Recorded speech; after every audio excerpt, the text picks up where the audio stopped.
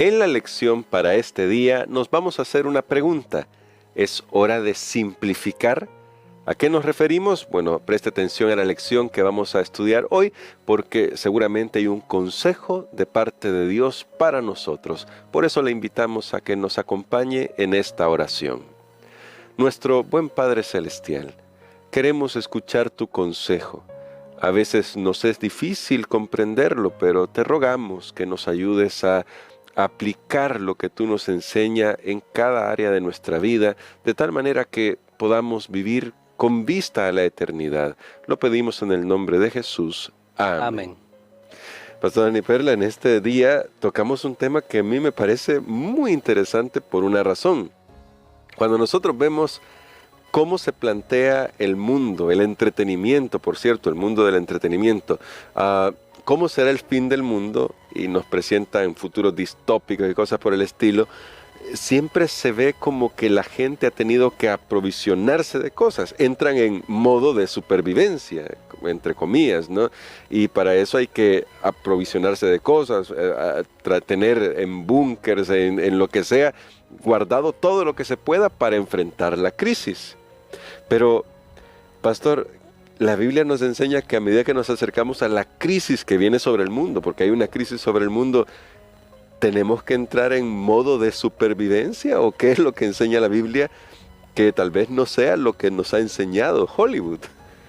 Bueno, es una pregunta que no es fácil de responder, porque si nosotros vemos el concepto modo de supervivencia en un sentido, el concepto es correcto, porque habrá que adaptarse a los nuevos cambios que vienen. Claro. Solo que la perspectiva desde la cual lo miramos probablemente es diferente, porque no se trata de cuánto yo acumule. Si decimos que modo de supervivencia es acumular lo más que yo pueda, porque en ese momento voy a usarlo, pues voy a encontrar problemas, porque habrá un momento, y vamos a estudiar eso en otra lección, que ni siquiera vamos a poder comprar ni vender. Entonces eso no nos funcionaría.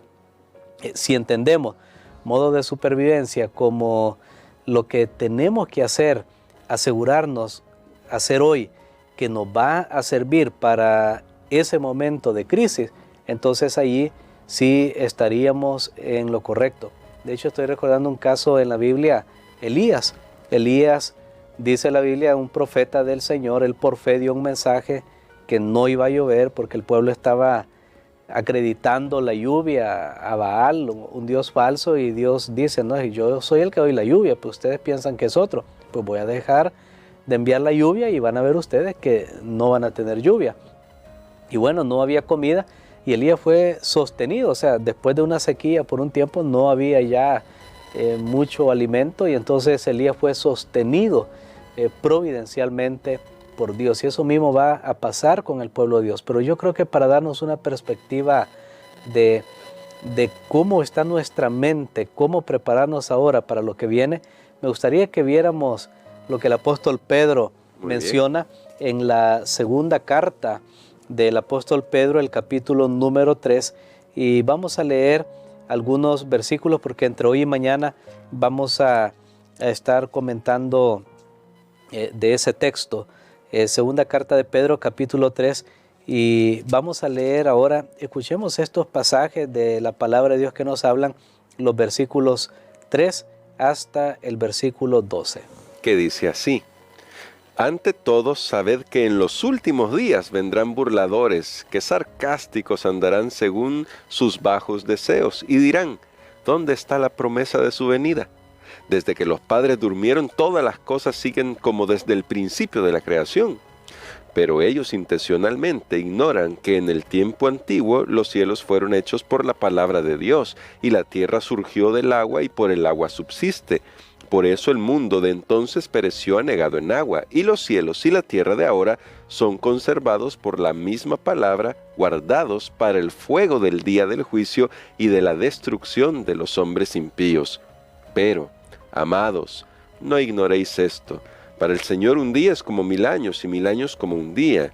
El Señor no demora en cumplir su promesa como algunos piensan, sino que es paciente para con nosotros, porque no quiere que ninguno perezca, sino que todos procedan al arrepentimiento. El día del Señor vendrá como ladrón. Entonces los cielos desaparecerán con gran estruendo, los elementos serán destruidos por el fuego, y la tierra y todas sus obras serán quemadas. Siendo que todo esto será destruido, ¿qué clase de personas debéis ser en santa y piadosa conducta, esperando y acelerando la venida del día de Dios? En ese día los cielos serán encendidos y deshechos, y los elementos se fundirán abrasados por el fuego. Amén. Bueno, aquí hemos leído la gran esperanza del cristiano. Amén. Y es que Jesús viene por segunda vez. Esa es la gran esperanza. Ese es el gran motivador para todo lo que nosotros hacemos en este mundo. Es el gran motivador. Por eso, sin duda, Satanás intentará, y lo ha hecho, atacar la doctrina de la segunda venida de Cristo, porque si no hay segunda venida de Cristo, entonces no hay esperanza, no hay gozo, no hay un futuro, no hay una meta a la cual estamos apuntando, y entonces todo se queda nada más reducido a las cosas de este mundo. Este texto nos dice, de hecho hace una exclamación, aquí en nuestra Biblia está claro también, cómo no debéis vosotros andar en santa y piadosa manera de vivir. En otras palabras, el creer que Cristo viene cambia mi perspectiva, cómo yo vivo ahora. Voy a vivir, como decía usted, solo para el placer, el entretenimiento, o voy a vivir para malgastar, derrochar solamente en mis gustos, mis necesidades, mis deseos, o voy a vivir sabiendo que Cristo viene y todo va a ser destruido. Voy a vivir de tal manera que yo pueda invertir en la misión de predicar el Evangelio mis recursos. Entonces eso cambia verdaderamente la perspectiva. Definitivamente, pastor. Y entonces, en consonancia con eso, con esa perspectiva, en la lección se nos presenta una cita, pastor, que ciertamente a mí me impresionó, porque tenemos una cultura en la que lo que importa es la acumulación. Y dice Consejo sobre Mayordomía Cristiana, en la cita que aparece en nuestra lección, lo siguiente: ahora es cuando nuestros hermanos debieran estar reduciendo sus propiedades en vez de aumentarlas. Estamos por trasladarnos a una patria mejor, lo que ya decía Pedro, a saber, la celestial. No seamos pues moradores de la tierra, sino más bien reduzcamos nuestras cosas a la menor cantidad posible. Y ahora, pastor, considerando esta cita y la perspectiva de la segunda venida de Jesús, ¿cómo podemos vivir a la luz de la eternidad sin que lleguemos al extremo de pensar que entonces lo que Dios está pidiendo es, lo voy a decir en estas palabras humanas, vendámoslo todo, quedemos en la pobreza absoluta y bueno, ya veremos cómo vamos a resolver el futuro? Bueno, no es eso lo que Dios nos está diciendo, y de hecho esa declaración lo que nos dice es que tengamos cuidado, y creo que lo vamos a comprender bien el día de mañana, tengamos cuidado cuál es la motivación de nuestra vida. Ahora, hay algo que yo creo que debe ser comprendido al estudiar esta lección. No es que Dios te está diciendo, mira, no disfrute y recibes algo y te vas a poner triste, bueno, tengo que dar para la iglesia. Y hemos estado estudiando la semana pasada la devolución, bueno, y tengo que dar y voy a vivir triste. No, Dios nos da las cosas, la Biblia dice también, para que las disfrutemos. Amén. Y Dios nos dé en abundancia de sus riquezas para que nosotros disfrutemos. Pero, aquí está el punto, hay un momento, hay un balance y hay un equilibrio en el cual yo sé que Dios me está bendiciendo, pero yo también tengo que ser generoso y pensar en la causa de la predicación del Evangelio. Amén. En otras palabras, pensar en las necesidades de los demás, de predicar el Evangelio, y de esa manera el cristiano no va a estar acumulando cosas innecesarias, sino que va a destinar dinero va a destinar de sus recursos para la predicación del Evangelio. Yo quiero poner un ejemplo aquí. En este momento he conocido algunos muy buenos cristianos que conocen esto y que Dios los ha bendecido mucho. Por ejemplo, hay una persona en un país, no es aquí en El Salvador, pero Dios lo ha bendecido mucho. Y yo tuve la oportunidad de un día ir a predicar ahí en la iglesia donde asiste, una campaña evangelística, y en los últimos días, al estar en ese lugar, me hospedé en su casa. Y definitivamente una persona que Dios ha bendecido con muchos recursos, pero podría vivir con muchos lujos. Y sin embargo, yo recuerdo las palabras que esta persona me dijo: pastor, me dice, yo podría tener carros aquí deportivos, carros del año, carros de lujo, pero no, yo no pienso en eso. Me dice, yo uso mucho del dinero que Dios me da para apoyar la misión de predicar el Evangelio. Amén. A eso es lo que nos estamos refiriendo, porque no es que estamos hablando aquí, y voy a decirlo en esta manera, hermano Gerson, de caer en una depresión espiritual. Claro. Bueno, entonces ya para qué voy a luchar, para qué voy a trabajar, entonces yo voy a comprar un carro, ya no compro, yo voy a comprar una casa, ya no la compro. No, no estamos hablando de eso. Y amigos, por favor, entiéndanos, este es el balance de la vida. No estamos diciendo eso. Tú vas a trabajar y si Dios quiere bendecirte y tú llegas a ser una persona muy acaudalada, gloria a Dios.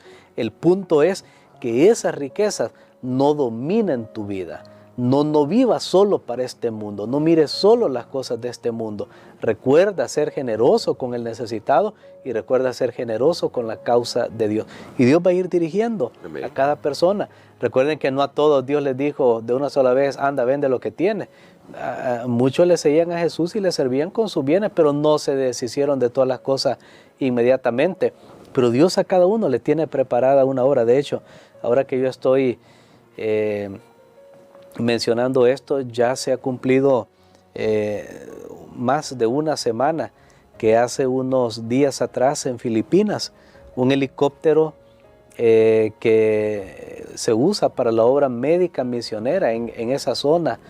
Bueno, hay zonas alejadas, remotas, con unos misioneros que iban a bordo y unos pacientes ahí, un paciente y familiares, desapareció, no llegó a su destino y han comenzado a encontrar ya en el mar algunas cosas, pertenencias de los pasajeros.